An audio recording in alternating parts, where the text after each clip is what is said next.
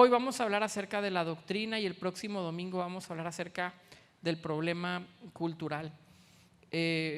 Leímos 1 de Pedro capítulo 3 verso 15 que nos dice: honren en su corazón a Cristo como Señor, estén siempre preparados para responder a todo el que les pida razón de la esperanza que hay en ustedes. La Biblia nos dice y nos anima a que estemos listos para dar una respuesta clara, concreta a las personas que tienen preguntas sobre nuestra fe, y esto es algo a considerar en la manera en que nosotros edificamos nuestra fe cristiana. Hoy quisiera que habláramos sobre el tema doctrinal. Mientras que hablamos de la ética, dijimos la definición de lo que es bueno y de lo que es malo, la definición de lo que es verdad y lo que no es verdad, y dijimos que el cristianismo presupone dos cosas importantes: la existencia de Dios, y también presupone que Dios se reveló a través de la Biblia. Entonces la Biblia es una autoridad para nosotros, y por esto es que nosotros deducimos algunas cosas importantes, como que la verdad es real, es objetiva, existen los valores morales objetivos, en que no toda verdad es igual de cierta, en que no todo aquel que dice tener la verdad realmente tiene la verdad. Existen opiniones y existen verdades, pero no todo es igual. Y dijimos que la Biblia, y sobre todo la cultura cristiana, la cosmovisión cristiana, nos permite tener este tipo de pensamiento. Creemos en las verdades objetivas, creemos que hay algo que es cierto y algo que no es cierto. Hablábamos el domingo pasado sobre diferentes opiniones sobre la verdad, y decíamos, una es la opinión que dice que cada quien tiene su propia verdad, y esto se le llama un subjetivismo. Cada quien dice: yo tengo la verdad y tú tienes tu verdad y vamos a respetarnos mutuamente. Otra opinión que también encontrábamos era esta verdad como una tiranía, como aquello que nos quiere oprimir. Hablamos de esta opinión que nos dice que la verdad es únicamente lo que la ciencia dice, etcétera. Vimos diferentes posturas de la verdad, pero aterrizamos en que la Biblia es muy clara en decirnos que la verdad es Jesús, y que la verdad es una persona a quien tenemos que conocer y que tiene que ser quitado el velo por el Espíritu Santo. Pueden ver la predicación, si no la vieron, en Facebook. Hoy vamos a hablar sobre el tema doctrinal porque es un tema importante. Creo que también en nuestros días, donde pareciera que no queremos meternos en conflicto con las diferentes personas, o queremos no entrar en conflicto con aquel vecino o con aquella persona que tiene diferentes puntos de vista doctrinales, entonces decimos, pues toda la doctrina es igual. La realidad es que la historia de la iglesia nos muestra que la doctrina no siempre se ha manejado como la manejamos en nuestros días. Siempre la doctrina ha importado, y cuando leemos un poco de la historia de la iglesia nos damos cuenta que en los primeros 2 siglos por lo menos, que son momentos muy importantes para la iglesia, una de las primeras cosas que hace la iglesia en estos momentos es abrir una escuela bíblica. En los primeros 100 años, los primeros 200 años, no estamos hablando más allá del siglo II, la iglesia tiene que inmediatamente abrir una escuela donde se puede enseñar la doctrina más fundamental cristiana, porque el cristianismo fue tan amplio y tuvo una explosión tan rápida que había muchos tipos de cristianismos. Y uno de los problemas más comunes es que venía una persona bien emocionada a la reunión con los apóstoles o con los discípulos de los apóstoles, y luego se convertían al Señor y estaban con todo el fervor, iban a todas las reuniones, iban a la reunión de oración, iban al evangelismo, iban a todo lo que aparentaba tener una vida cristiana, y decidían bautizarse y los bautizaban y luego los sacaban, y luego al poquito tiempo se daban cuenta que tenían ideas medio raras, y luego que de repente estaban enseñando cosas raras, y luego que de repente decían: oye, lo que dijo el pastor está muy raro, pero mira lo que dice este otro profeta, esto sí está más suave. Y empezaban a meter un montón de ideas distintas, y la iglesia inmediatamente empieza a tomar cartas en el asunto. Por eso es que se acostumbraba en la iglesia primitiva a que cuando se bautizara alguna persona empezaron a decirle: bueno, ¿en quién crees? Bueno, creo que Jesús es Dios. Ok, te podemos bautizar. Bueno, ¿qué crees sobre la palabra? Creo que es inspirada. Ok, va. Y la bautizaban. Inmediatamente la doctrina de la Trinidad surge también como una válvula de seguridad. Dicen: ¿crees que en el Padre, Hijo, Espíritu Santo? Sí, los bautizaban el Padre, Hijo, Espíritu Santo. Inmediatamente después de que empiezan a surgir estas ideas, de ahí surge algo que conocemos como el credo apostólico, que muchos de nosotros conocemos por la Iglesia Católica. Pero este credo surge precisamente como una manera de enseñarnos que debemos de creer en el Cristo correcto y no en el Cristo que encontramos hoy en día, pues en redes sociales y en YouTube y en las librerías cristianas. Y todavía a mí me sorprende cómo muchas personas de peso y de relevancia o en la ciudad o en el país todavía están siguiendo a ciertos profetas, a ciertos apóstoles, a ciertos maestros que enseñan cosas tan raras, tan torcidas, cosas tan alejadas de lo simple y de lo fundamental que la Biblia nos enseña.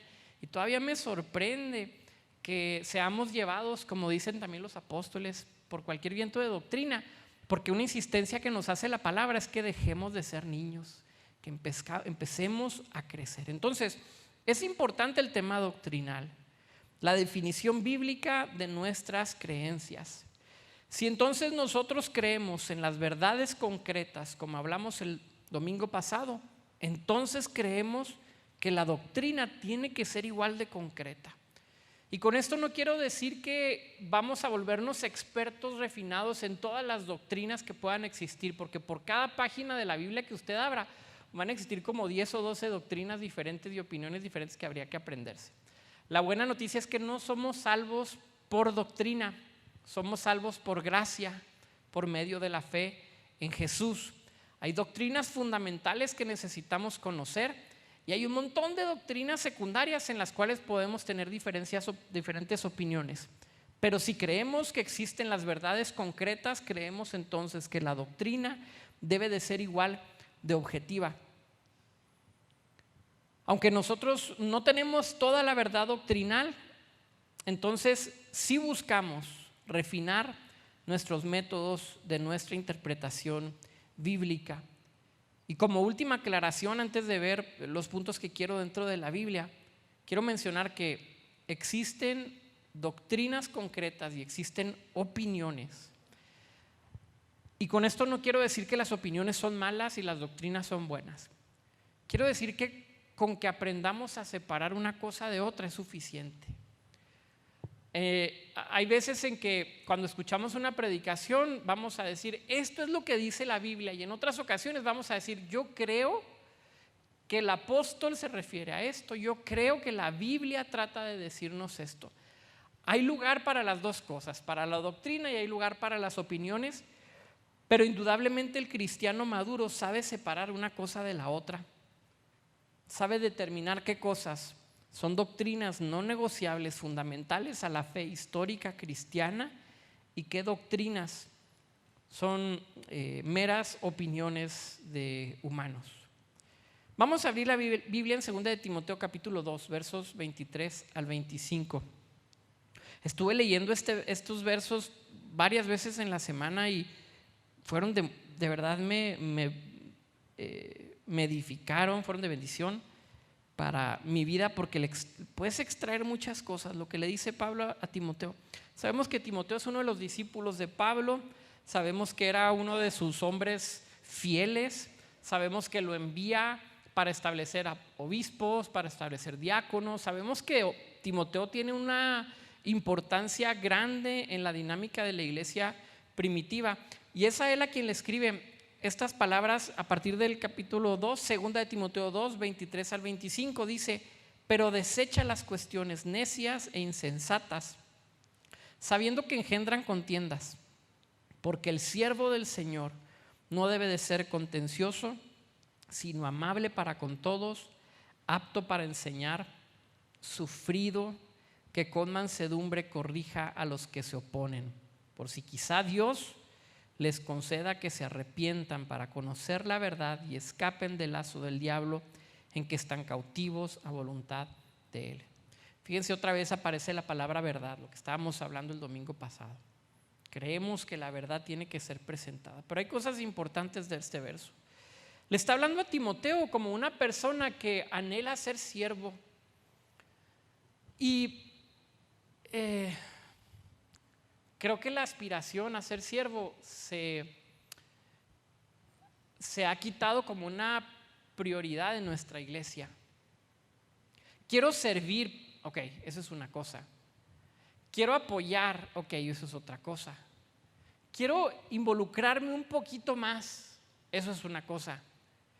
Pero cuando Pablo le escribe a Timoteo y le dice las características de un siervo, está pensando en una identidad completa que deriva en toma de decisiones necesarias para que su vida refleje en la vida de un siervo. Está pensando en una vocación. ¿Se acuerdan que tuvimos una pequeña serie sobre vocación, llamado, sobre imagen de Dios? Cuando Pablo le escribe a Timoteo, está pensando en que Timoteo quiere ser un siervo, no una persona que únicamente sirve esporádicamente, sino una persona que está consumida por el llamado de Dios para servir a la iglesia y para servirle al mundo. No solamente está pensando en una actividad concreta y específica, sino en las características de un hombre y de una mujer que están tan llenos de la convicción del llamado de Dios para sus vidas, que están dispuestos a caminar en ese llamado. Le da varios consejos. El primer consejo que le da es: no busques contienda. Desecha las cuestiones de necios y de insensatos, o las cuestiones necias e insensatas, sabiendo que solamente van a traer contiendas. Cuando hablamos del tema doctrinal para los siervos, estamos hablando de que no nos está llamando Dios a meternos en conflictos y a contiendas. El tema doctrinal no significa que estemos lo suficientemente preparados como para entonces debatir y meternos en pleitos y meternos en una circunstancia innecesaria. En muchas ocasiones los apóstoles tuvieron que meterse en esa dinámica, pero Pablo le recomienda a Timoteo: no te metas en esas cuestiones. No tiene caso que empieces a tener pleitos con las otras personas, porque la primera característica que debemos de entender cuando hablamos de doctrina es que la Biblia nos dice que tenemos que ser tiernos para presentar defensa de nuestra fe. Por eso Pedro, el verso que hemos estado usando estos últimos domingos, dice: honren en su corazón a Cristo, estén siempre preparados a todo el que les pida razón de la esperanza que hay ustedes. Pero no les dice: saquen los cuchillos doctrinales y las bazucas doctrinales. Les dice: evita las cuestiones necias e insensatas, porque solamente te vas a meter en pleitos, Timoteo, que son innecesarios. No es por ahí. Hay una segunda característica importante. Dice: porque el siervo del Señor no debe ser contencioso, sino amable para con todos. La Nueva Traducción Viviente va a traducir amable como tierno con todos. El siervo del Señor no debe de ser contencioso, sino tierno para con todos. Y fíjate otra característica importante: apto para enseñar, sufrido y manso. En muchas ocasiones las características de un siervo y de una persona que anhela liderazgo en la iglesia aparecen muchas características de rasgo de personalidad. En esta ocasión dice que sean amables, que sean tiernos, que sean sufridos, que sean mansos. Y siempre aparece una característica que no tiene que ver con la personalidad, sino con el conocimiento. Aptos para enseñar. Y todos anhelamos ser como Jesús, manso y humilde de corazón. Pero una y otra vez el Nuevo Testamento nos dice: tienen que estar listos para enseñar. Y aquí es donde viene el tema doctrinal. Sinceramente, me dejan a sincerarme, no se lo van a tomar personal, va para mí también. ¿Dónde están los hombres y las mujeres de Dios que anhelan en su corazón prepararse, tomar en serio las palabras de Cristo, tomar en serio la palabra de Dios, la Biblia, y prepararse para convertirse en maestros? ¿Dónde están los jóvenes que con la convicción cristiana anhelan prepararse en el seminario, irse a prepararse en un instituto bíblico, porque tienen esa necesidad de servir? Pero la aspiración de ser un siervo, hermanos, se ha perdido. Quiero servir en algún área, pero no quiero ser un siervo. Quiero apoyar en algo, quiero ayudarte con eso. Aarón, yo te ayudo con esto. Aarón, yo te ayudo con lo otro. Aarón, te ayudo con lo otro. Pero ¿dónde está la convicción de ser un siervo de la iglesia? Y a veces no lo queremos. Y mientras lo leía, digo, a veces porque la Biblia nos dice cómo va a ser. Y una palabra importante aquí es que debes de ser sufrido. Porque el servicio, el ministerio se sufre. El servir al Señor en serio trae como consecuencia sufrimiento. Pero tienes que estar dispuesto, dice Pablo a Timoteo. Tienes que estar dispuesto también a ser sufrido, es decir, aguantar el sufrimiento. Pero me preocupa que la iglesia no tengamos una convicción tan firme como para decir, quiero prepararme de tal manera que yo pueda ser apto para enseñar. Por un lado, los jóvenes, los que están en la escuela, en la universidad, yo diría, yo quisiera que tuvieran la convicción y el fuego del Espíritu Santo en su corazón tan fuerte y tan ardiente que dijeran, me quiero dedicar, me quiero consagrar al ministerio. Yo quisiera que hubiera nuevos pastores, nuevos evangelistas, nuevos misioneros, nuevos profetas, nuevos apóstoles, todo lo que Dios tenga para nosotros. Pero hermanos, cuando volteo a ver los que son más grandes, la cosa no mejora. Porque tampoco existe la convicción de prepararnos lo suficiente para ir a hacer la obra de Cristo.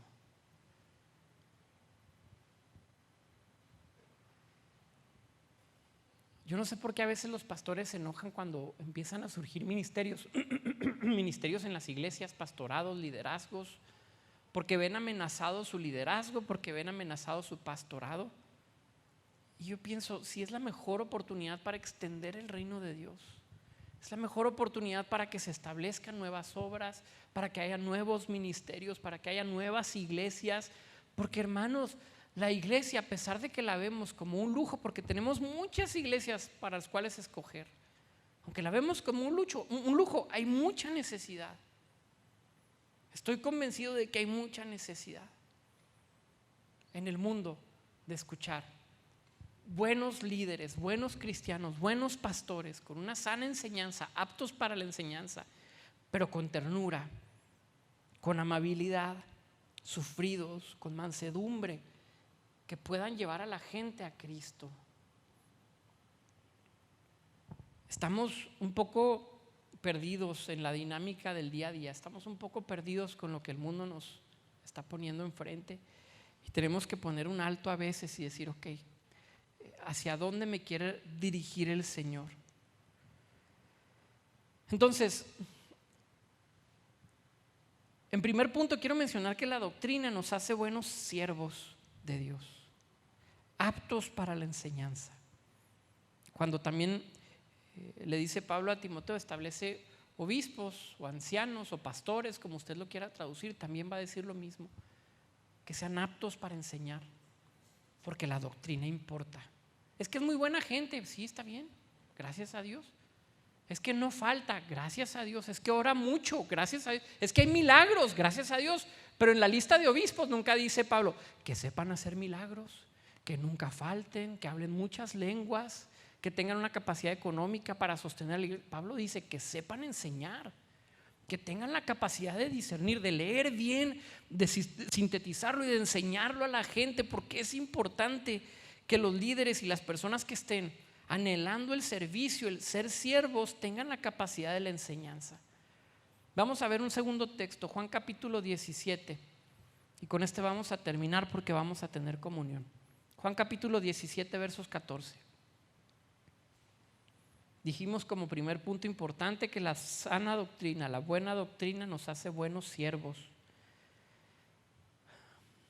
El segundo punto importante es que la buena doctrina puede acercarnos a Dios, mientras que la mala doctrina puede alejarnos de Él y llevarnos en pos de ídolos.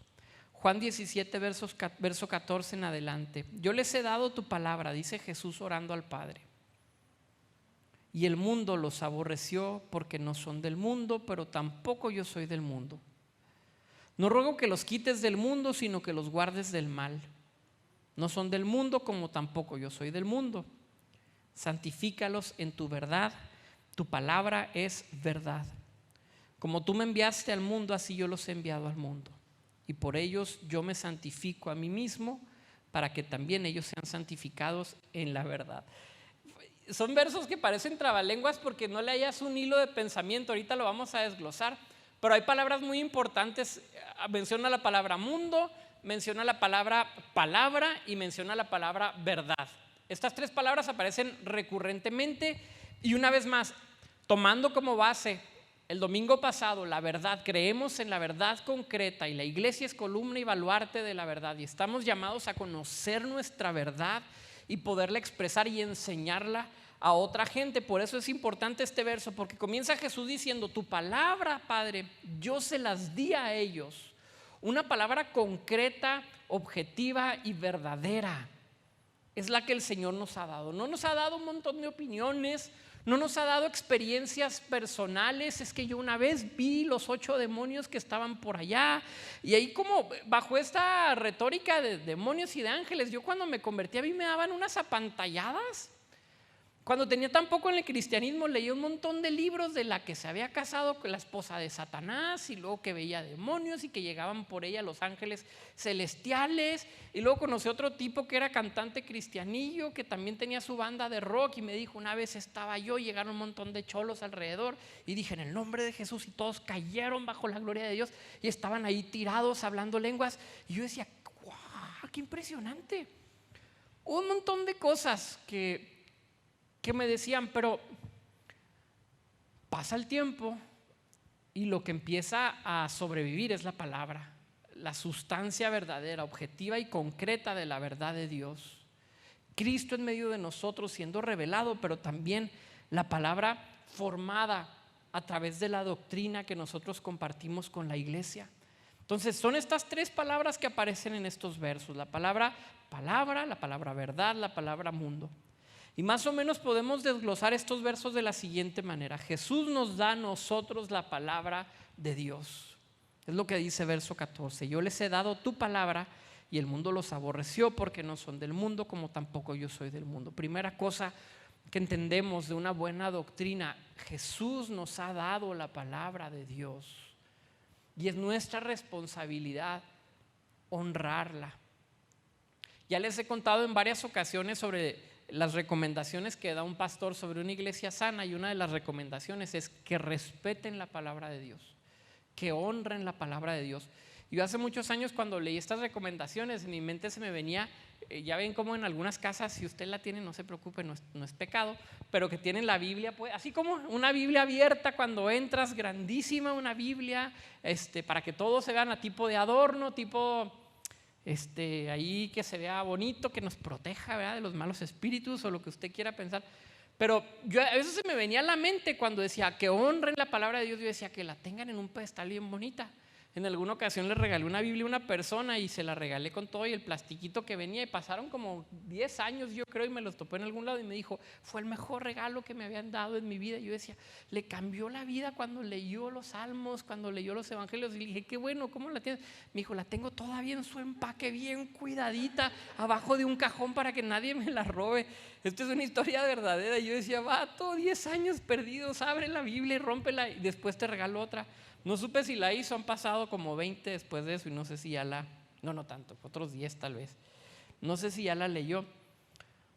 Pero cuando el consejo de este pastor de honren la palabra de Dios, hermanos, se trata de que la tomes en serio, de que podemos manosearla desde el púlpito para obtener nuestros propios beneficios, de que podemos ser lo suficientemente irresponsables como para no extraer las verdades que están en ellas y solamente sacar ciertos principios y agarrar un versito por aquí, otro versito por acá. Y a mí cada rato me preguntan y hacen preguntas tan raras de: oye, ¿qué piensas sobre el tercer cielo cuando el cuarto demonio en la quinta hora? Porque una palabra de aquí de Job viene esto, y luego en Génesis otra palabra, pero si la juntas con Apocalipsis se arma todo esto, y empezamos a hacer un reborujo. Y réstale el número que pensaste, y empezamos a sacar conclusiones tan extrañas. Honrar la palabra significa: voy a comprometerme con el texto para ver de qué se trata. Hace algunos domingos hablamos varios domingos sobre el tema de Romanos, y quise ser muy claro, hermano, lo que les voy a compartir hoy es una porción de Romanos, pero si quieres saber de lo que se trata, lea todo Romanos. Entonces, como primera dinámica en este capítulo, Jesús nos da la palabra del Padre. Podemos continuar desglosando estos versos y nos queda claro que también dice Jesús: no somos de este mundo. Por lo tanto, entonces, su palabra nos santifica. Entonces, mientras que mencionábamos anteriormente, la doctrina nos hace buenos siervos. La doctrina que nos ha dado Jesús, la palabra que nos ha dado Jesús del Padre, nos santifica y nos da el porqué. Porque tu palabra es verdad, Señor. Jesús está orando y Jesús se preocupa mucho en que su oración sea escuchada. Yo tengo la certeza de que Jesús ora muchas veces en lo secreto y que los apóstoles no escucharon a Jesús. Pero Juan escuchó esta oración y la escuchó muy claramente, que hasta dijo: oigan, ¿saben cómo oró Jesús la última vez que oró? Yo me imagino que los apóstoles dijeron: no, tú estabas ahí, yo escuché todito. A ver, y Juan se encarga en el evangelio, y los otros evangelistas no lo hacen, pero Juan dice: Jesús oró de la siguiente manera, pongan atención. Así estaba orando Jesús: Padre, yo les he dado tu palabra. Imagínate a Jesús escondido. Yo me imagino a Juan atrás de la cortina o a Juan atrás de la puerta escuchando la oración de Jesús. El mundo los aborreció porque no son del mundo, como tampoco yo soy del mundo. No ruego que los quites del mundo, sino que los guardes del mal. Santifícalos en tu verdad, porque tu palabra es verdad.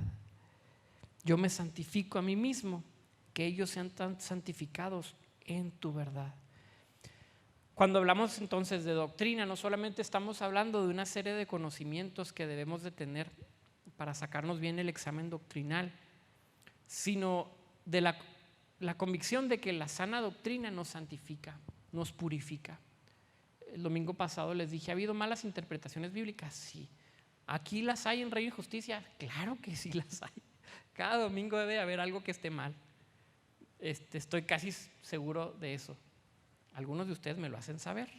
Se los agradezco. Pero creo que el Señor nos llama a empezar a tomar mucho más en serio el estudio de la Biblia, a entender que no toda doctrina es igual, que no toda doctrina nos permite santificarnos y ser buenos siervos. Va a haber doctrina que nos alejen de Dios.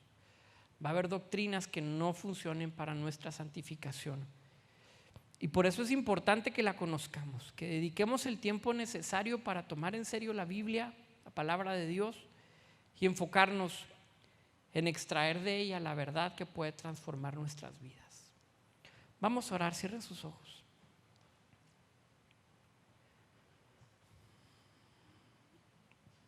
Padre, esta oración que hace Jesús es importante. Esta oración que Juan el apóstol escuchó, que no sabemos si él estaba ahí o él estaba escuchándola solamente.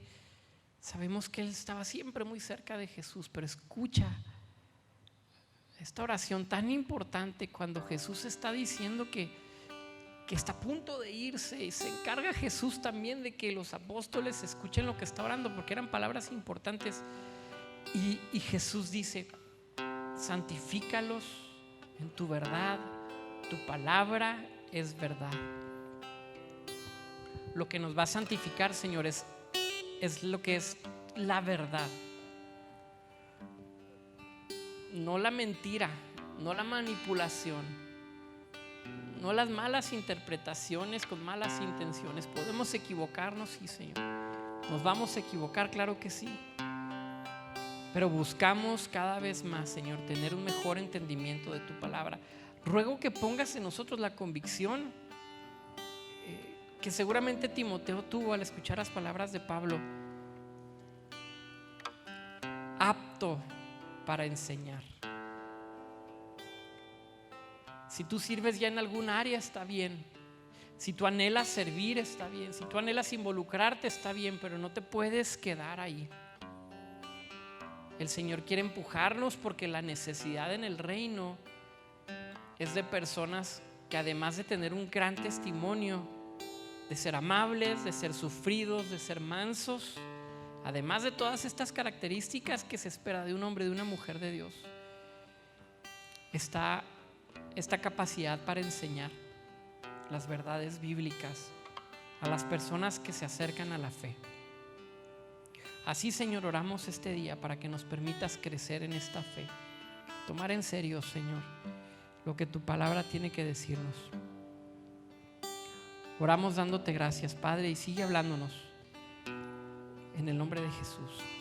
Amén.